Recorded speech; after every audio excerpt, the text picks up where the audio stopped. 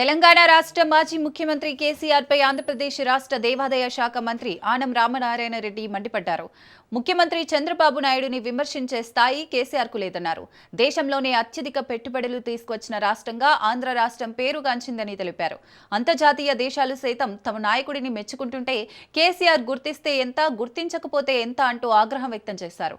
నెల్లూరు జిల్లా ఎస్పేట మండలం హసనాపురంలో జరిగిన రెవెన్యూ సదస్సులో ఆయన పాల్గొన్నారు. గత వైసీపీ ప్రభుత్వ పాలనలో రైతులకు అన్ని విధాలా నష్టమే జరిగిందన్నారు.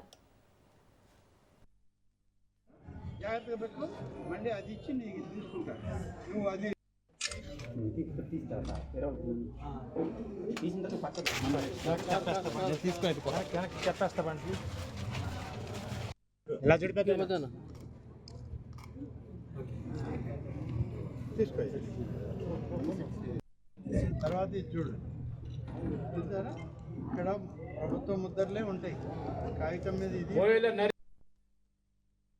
మనకి అభివృద్ధి లేదు, రేపటి యువతకి ఉపాధి అవకాశాలు లేవు ఈ రాష్ట్రంలో, మన వాళ్లే మనల్ని దెప్పిపడుస్తున్నారు అనుకుంటే, పక్కన ఉన్నటువంటి తెలంగాణ రాష్ట్రంలో మొన్నటి వరకు ఈ రాష్ట్రం విడిపోయే వరకు చంద్రబాబు నాయుడు దగ్గర ఆయన మంత్రివర్గంలో పనిచేసి ఆయన దగ్గర శాసనసభ్యుడిగా మెలిగిన రాష్ట్ర పార్టీని, జాతీయ పార్టీని పెట్టుకున్నటువంటి నాయకుడు ఏం చేశాడు? చంద్రబాబు నాయుడు ఆంధ్రప్రదేశ్లో నలుగురు హోటళ్లలో సర్వర్లని, నలుగురిని ఆఫీసుల్లో అటెండర్లని తయారు చేశాడని ఎగతాళి చేశాడు. నేను ఆ పెద్ద మనిషికి మొన్నే చెప్పా, మళ్ళీ చెప్పాలి. నువ్వు గుర్తిస్తే ఎంత, గుర్తించకపోతే ఎంత?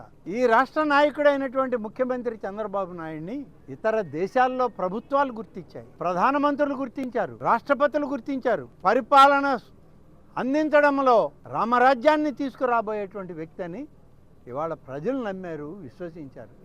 నువ్వెంతయ్యా వాళ్ళ మధ్య? నువ్వు కనీసం గాలికి తేలిపోయేటువంటి ఒక చిన్న పురుగువి. నువ్వు కూడా మాట్లాడతావా చంద్రబాబు గురించి? కనీసం విజ్ఞత లేదు నీకు. ఒక రాష్ట్ర ముఖ్యమంత్రి, నీ రాష్ట్రం కాదు పక్క రాష్ట్ర ముఖ్యమంత్రి, నువ్వు ఎక్కడ ఏ విధంగా రాజకీయాల్లోకి వచ్చావు, ఎవరి ద్వారా వచ్చావు, ఎవరి వల్ల ఈరోజు రాజకీయంగా పైకి వచ్చావు? ఒకసారి నీ చరిత్ర చదువుకో, నీ చరిత్ర చూసుకో. తెలుగుదేశం పార్టీ, స్వర్గీయ ఎన్టీ రామారావు, ఇవాల్టి చంద్రబాబు నాయుడు నిన్ను ఏ విధంగా తమ స్నేహహస్తం అందించి ఇవాళ నీకు ఒక ఉన్నత స్థాయి కల్పించారో ఒకసారి గుర్తుపెట్టుకో. నీకు ఆ విజ్ఞత లేదు. అధిక పెట్టుబడులు సాధించినటువంటి రాష్ట్రం భారతదేశంలో ఏదైనా ఉందంటే అది ఆంధ్రప్రదేశ్ అని చెప్పి